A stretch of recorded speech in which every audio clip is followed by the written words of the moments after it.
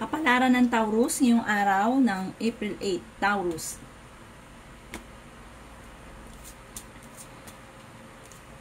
Sinasabi po dito na marami kang mga pinagsisisihan na mga magagandang oportunidad na nakalampas daw po sa inyo.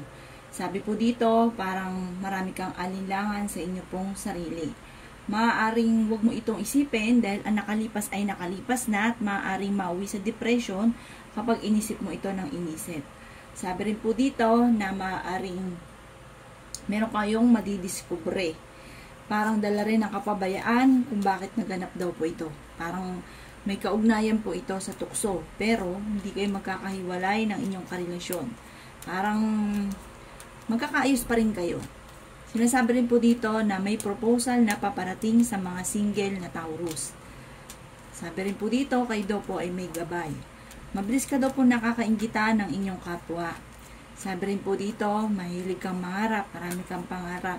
I-release ko ano nagpapabigat ng inyong kalooban.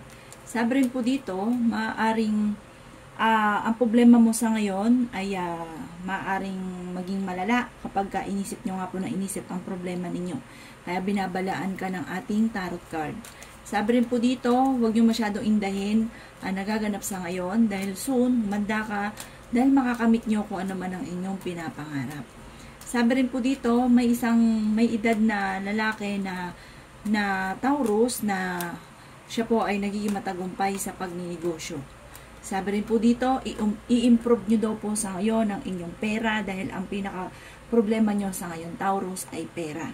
Ang lucky color po ninyo ay yellow at ang lucky number po ninyo ay 21. Ganoon din po ang number 8, ganoon din ang number 7, 30, 35 at 38. Good luck po!